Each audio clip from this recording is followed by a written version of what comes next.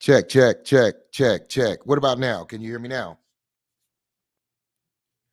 Can you hear me now? Mic check, mic check. Let me know. Sincere, I think I just did that. Let me know if you can hear me. All right. Boom. We ready to rock and roll. All right. All right, guys. Again, this podcast is the Book of Timothy. Not the Book of Timothy, that's reserved for the Bible. You know what I'm saying? But the Book of Timothy is reserved for us. All right. So again, I'm letting you know that this podcast is about you men out here, us men. Stephanie, you said there's still no sound for you. Check your volume. Okay, now you got me.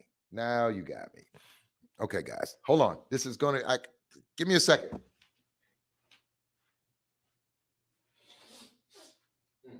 Okay. All right. Here we go. All right. This podcast is going to be for us men out there. If you guys can, if you can't hear me or if you're, where you're watching is important to me. I need to know where you're seeing it. It should be coming across to 3 different sites. My original Facebook, Timmy Tim, now Timothy the Truth, and of course, Timothy the Truth Facebook page, and of course, my YouTube page, Timothy the Truth. All right.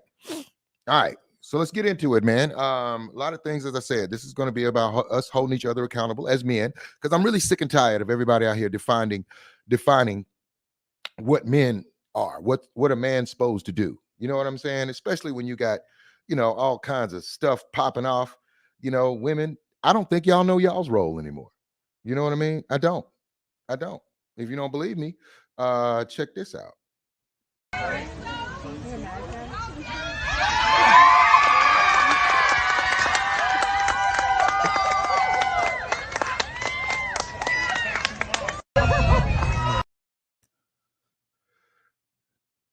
Understand?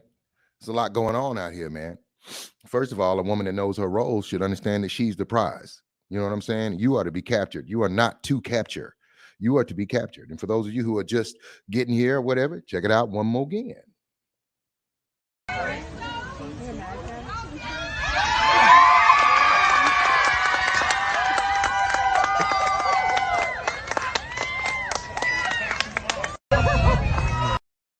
You guys are the prize.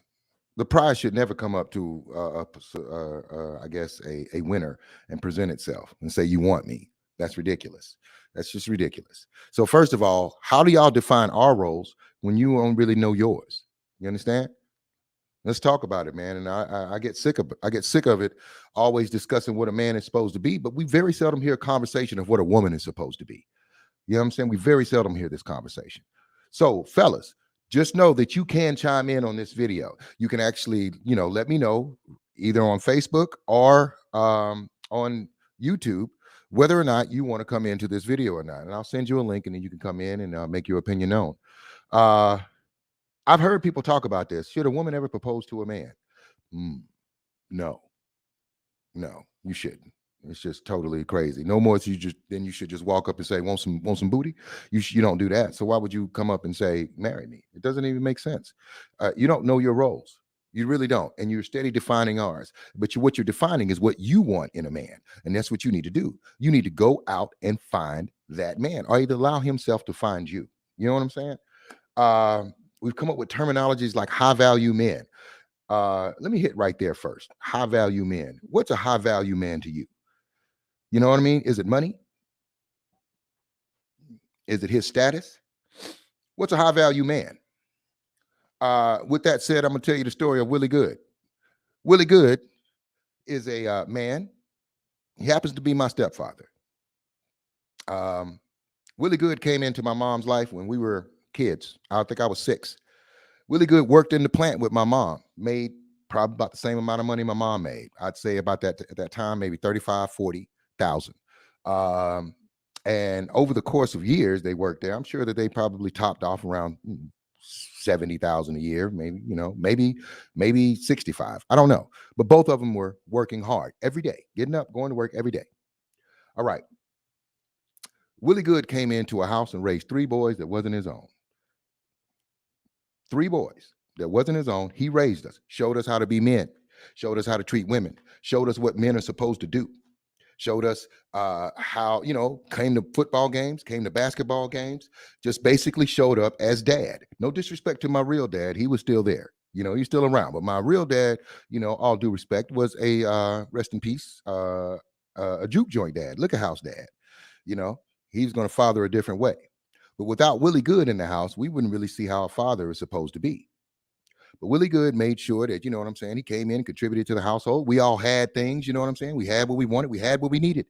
There was not a Christmas, there was not a birthday, there was not anything that we ever fell short of, because Willie Good was in the house making $50,000, $60,000 a year.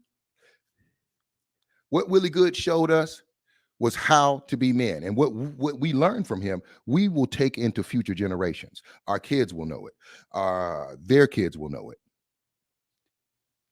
Some would say Willie Good ain't a high value man, but let me tell y'all something. Any man that could come in and teach your kids, raise some boys that are his own, that are not his own, into being good men. His grandkids, all the men are good men. All the men keep jobs. All the men pay their bills. None of the men have gone to jail. I would say Willie Good is a high value man, even making $65,000 a year. $65,000 a year, because with Willie Good, we ate good.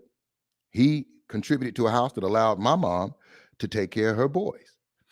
Now, if Willie Good made $150,000 a year and was gone all the time and threw some money at the thing, paid some bills here and there, but he was never there to show us the things we needed to show. How is Willie Good a high value man if he don't show us nothing? If we don't learn nothing from him, if we don't learn respect from him, we don't learn how to function out there as men. If he's making $150,000 a year and he ain't never there doing whatever he want to do, just because he makes that much more money than a man who makes $65,000 a year. What you ladies don't understand is that man that might be on the back of the garbage truck that you don't ever look at. Exactly. Sincere, high value to that family. Now, I'm saying that man on the back of the garbage truck is making 35, 40 a year. That man might come off the back of that garbage truck, come into your house and raise your boys for you. He may. Something happened right here. Okay. Boom. He may come in to your house and raise your kids, show your boys how to be men, show up to talk to teachers who might give him problems, show up to teach your son how to play football, how to handle certain situations as men, or to talk to your son about a breakup with a woman. Of course, all you single mothers have seen your boy go through some situations and stuff. So wouldn't it be great to have a man around? Wouldn't you think it'd be high value if you had that man who was on the back of the garbage truck, who came in and was good to you, good to your kids, and showed your kids how to be men? Wouldn't you say he was higher value than a man that makes $150,000 and pays all the bills but ain't never there? I'm just saying. I think that we are the only race of people to ever define what a high value man is. You know what I'm saying? We are the only race of people. I never hear white people talking about high and low value men. I never hear Puerto Rican women talking about high and low value men. And for the life of me, I never really hear, maybe it might be because I'm not in those circles. I don't know. But at the end of the day, I just don't hear it. I see us talking about that. I see my black women talking about that. I need y'all to stop looking at men as potential come-ups. To you know what I'm saying? If you out here looking for a man that's going to increase your baseline value, your money, your house, your this and this and this, I think you're looking for the wrong thing, which is one of the reasons why we can't stay together. You know what I'm saying? Because listen, I get it. If a man ain't doing nothing, if he just laying up in the house, smoking weed all day, playing video games, I get it. I get that. You got a problem with that. But if a man just ain't making enough, or he don't have the drive that you want him to have, I promise you that was the same drive he had when you met him. But for whatever reason, you was looking at him differently. Sincere says they want a high school value and an economic value man. Oh no, not high school. They want a high social value and an economic value man. Absolutely. You ever wonder why back in the day when we was together, like our parents stayed together, so all our friends' parents stayed together, they got married and built that shit together. But y'all out here looking for a man to come in and bring you up out of poverty. You know what I'm saying? It just makes my ass itch when I see all this black love going to waste behind the values that we put into a relationship. Here's what I expect out of a relationship. I expect a woman to have fun with me, to go through life with me. I expect her to respect me, and I will do the same with her. Now, whatever we're doing, both of us got to work. Both of us got to do something. I don't expect her to pay my bills. And I expect, now here's the thing, as a man, if I had it, if I had $1 million, you know, $20 million, no, she wouldn't have to do anything if she doesn't want to. But personally, it would bother me if she did nothing. So I still want a woman to get out and do whatever. Now, if I had all the money in the world, I'd damn sure pay every damn bill in that house. Throw her some money, go get your nails done, do this and this and that. But listen, if that's the man you looking for, you are watching way too much Love and Hip Hop. Way too much. Jesse, how you doing? Peggy, how you doing? You watching way too much television. You want to live that life right there. You want these men to come in and rain money on you and stuff. But at the end of the day, is any of the motherfuckers on those reality shows truly happy? Tell me, are they? Y'all got to learn. Black people were coming up when we were building together, and we ain't building together no more. Not at all. Sincere says the difference is during that time they only compared their lifestyle to their social circle. They are currently compared to a fake society. Oh my God, say that again. Sincere. Oh my God, say that again. Yes. Fake societies are driving real societies into the mud. Real talk. All this shit out here, the bling bling, the cars, the Mercedes, the houses, they're great to have. But those things take work. Both of y'all have to want them. And both of y'all have to be able to discuss what it is you need to do to obtain them. Brandy, how are you? Welcome in. Now, again, guys, this is the first one. So any type of thing that goes down on this podcast, I need you guys to, let me know. Because I don't know. I can't hear it. I'm talking to y'all. Now, Ashley, how you doing? Miss Hop. Yeah, man. So at the end of the day, man, is it just me looking around? But it's a divorce rate inside of our community. The relationship rate inside of just are people staying together? Are they staying together?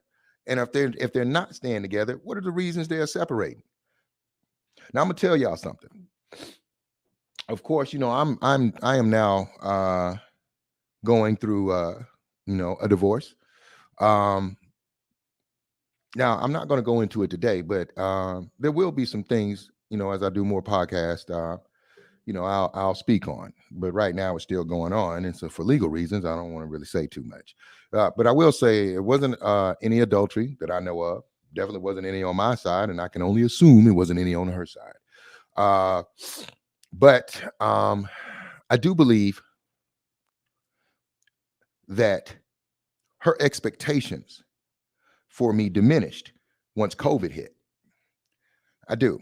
When COVID hit, it hit both my careers, radio and comedy, and it sat me down, and it put me in a real funk too, because at the end of the day, I've been doing radio for almost 20 years. I created my own path in radio. I created my own job in radio. I came down here from came down here from Spartanburg to be with my daughter in a Dodge Omni that didn't belong to me, with everything in it I had, sleeping in the car. Inside of this community, I worked jobs and jobs and jobs and jobs until it was time, until the Lord told me, hey, I need you on that stage. You go to the stage and I'll take care of everything else. And that's what I did. He showed me that I was supposed to be on stage. Once I got on stage and started telling my jokes, that's where radio came from. Now, I came into radio as a part-time guy, and I'm actually ashamed to tell y'all what I was making. But at any day,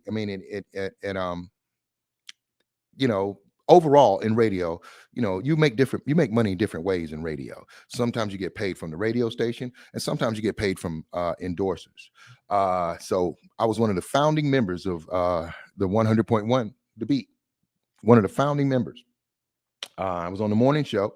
I walked into radio, knew nothing about radio. Got to learning on my own in there. And then all of a sudden, they closed The Beat down, shut it down. They let everybody go except for me.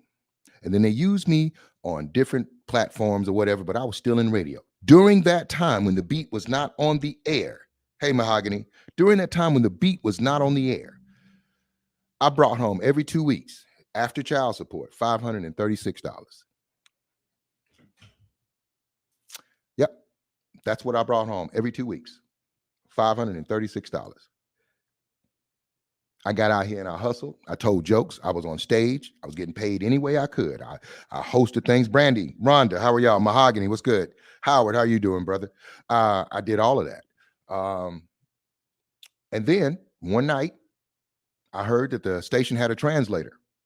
A translator is a different type of radio station, a different type of source than the actual transmitter that most radio is run through.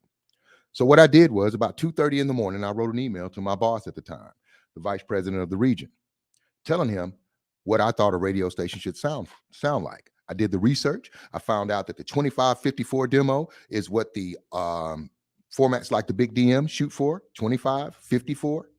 25, and for those of you who don't understand, 25 years old to 54 years old. And that's the target demo that they wanted to go. That's the money demo. So, of course, I suggested, you know what you should do? Because that demo is getting older. You have to go to the new generation. And then, oh, thanks, Howard. When it was going to the new generation, you had to change the music. You had the Big DM playing Al Green, goddamn Lou Rawls. And I was thinking the 2554 demo was younger. So you need to cut off the 60s, 70s, and half the 80s. And that's where we got throwbacks from. Now, I'm going to tell y'all something. Ain't nobody going to ever give me that credit. Ain't nobody going to ever say, Timmy Tim, you did that. But I know, and I walk this earth, that the reason you hear throwbacks on this radio, on these radio stations the way you did, the reason Throwback 1055 was there, because it was born right here in this head from Columbia, South Carolina. When I sent that email to my boss, he sent it up to New York. I asked him about it a week later. Would you hear anything? He said, yeah, well, Tim, it's going to be a couple of years, as they put it together and did all the research. Boom. Throwback 1055 came. Columbia, South Carolina is ground zero. And you're hearing that today. Now, I don't normally walk around here popping my collar and shit, but I came down here in a Dodge Omni to be with my daughter's life, and I created. Then all of a sudden, somebody 849 miles away from me coughed and changed the world. COVID came. COVID took me off stage, and COVID pretty much eradicated my radio position, one that I had created. And I lost my job. I lost a career. And it sat me down. And it hurt. It hurt real bad to have all of that, done all of that sacrificing. It was a very difficult time. 3 weeks after that, that's when things started to deteriorate. Not saying that it became a bad situation, but it wasn't good. One of the things that she was bothered by, and I never to this day understood it, she was bothered by the fact that I would be at home while she went to work. I got to go to work. Well, baby, it's a pandemic. Well, I got to go to work. Oh, baby, you're a nurse. I'm a radio personality and a comedian. It's going to take a minute for me to reinvent myself. But, you know, it went to shit. And you can't, and I don't tell you guys this part of it to define her. I really did, like, as most of you know, I really loved her. I still love her. I can't speak to how she feels about me. But at the end of the day, that was not what I thought was real love. You know, people love differently. We always talk about the unequally yoked thing of it. And for some reason,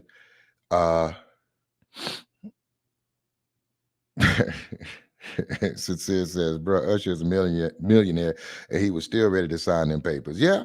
When you out here for a while and you realize that everybody don't think like you, man, we all have different ideas of what marriage is supposed to be, you know. But I will tell you guys something. This is one of the most difficult things I've ever gone through. Uh,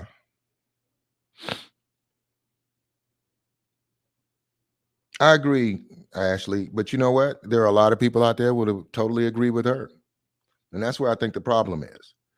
Um,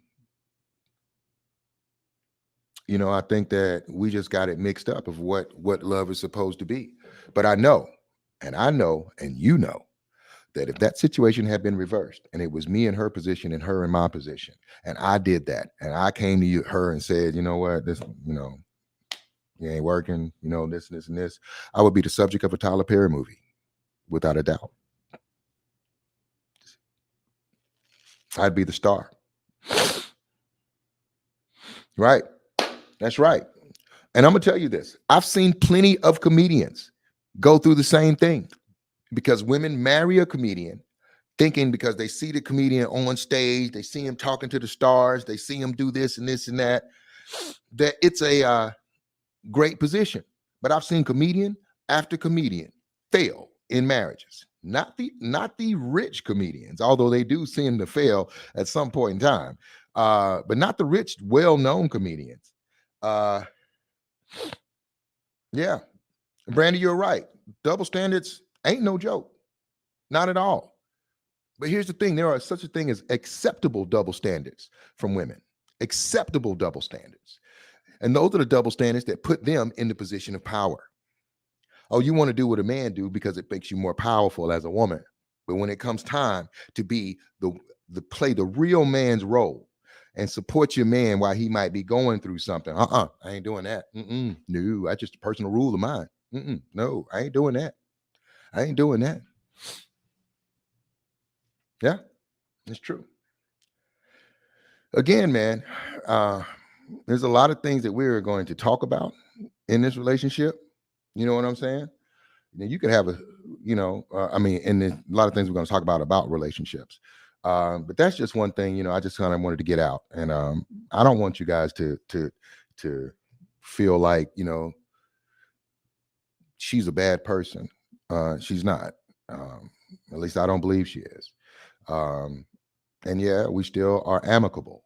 Two people that love each other are going to be amicable. But sometimes two people that love each other cannot be on the same page. Sometimes we won't be on the same page. And when you're not on the same page, that means that, for whatever reason, I won't go backwards she won't go backwards in the book and I won't go forward in the books at the time. And then we can get on the same page. Sometimes it doesn't work out that way. As I said, as you said, Ashley, there's no knock against her, or whatever. I mean, people have a right to choose the type of life they want to live. But I do know that the standards, the way they are, had that been reversed, and I done that, all you women be calling me the biggest dick in the world. Tyler Perry be getting her story right now. And that's just truth. I welcome your comments. You can actually come into the video live if you would like to. My daughter, Ariel. Hey, baby, how are you? Very proud of my daughter. She's doing.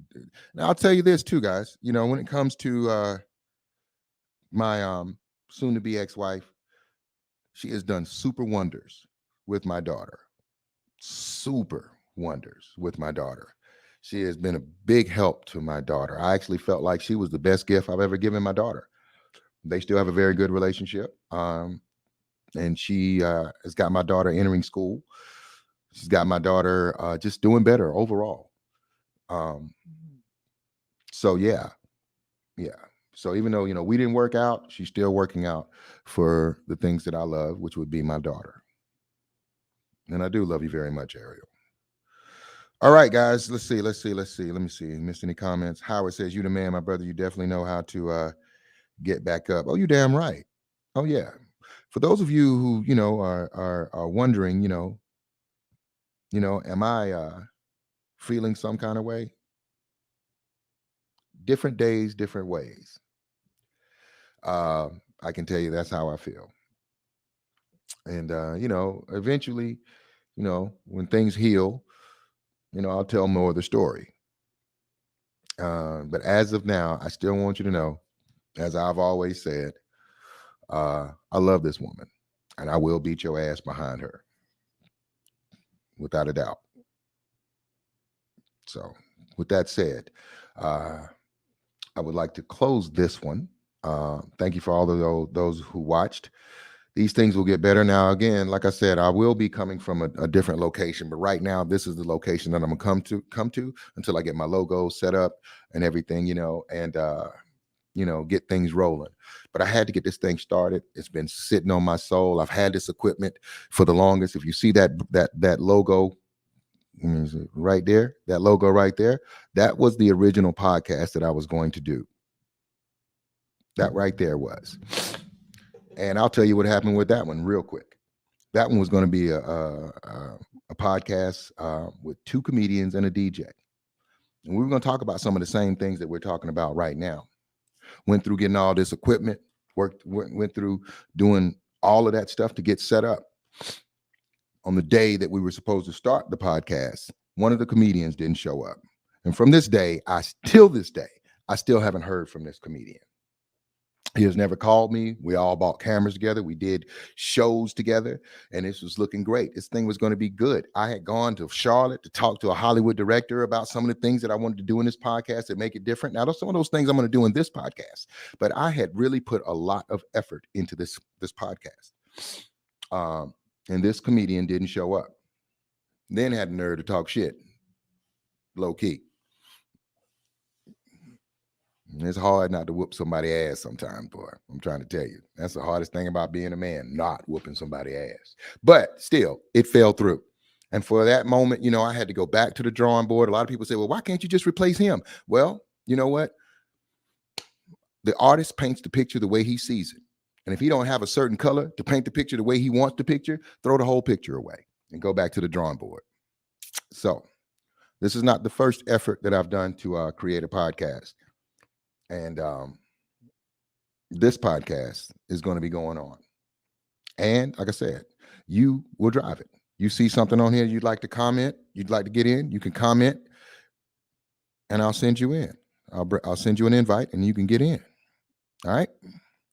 Now, there will be funny moments. I will play clips of shows. I will show things, that I want to talk about. Like here's one that I want to talk about eventually. But this is going to make a lot of people mad. The music.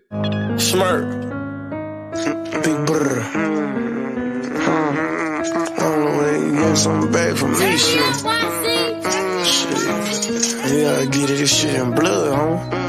Bitch, I got my own fight, don't need security in the club. All they wolfing on the neck, nigga, I thought you was a thug. I ain't got nowhere to go, I shot up everywhere they was. Yeah, you know who took this shit from you, come get it back in blood. Brr, brr, bitch, come get it back in blood. We ain't mask up, no Dodger X, niggas know who it was. Storing shit just like the 80s, want some back, get it in blood. Yeah, you know who took this shit from you, come get it back in blood. If your nigga killer ain't there, you should wear no RP shirt. We had 3. Do y'all just answer this. Do y'all pay attention to the lyrics of this shit? Do you? Do you wonder why rap music is the only genre of music where our rappers get shot? Justin Bieber ain't never got shot at. Justin Timberlake ain't never got shot at. Randy Travis ain't never got shot at. None of them. This podcast is going to be real.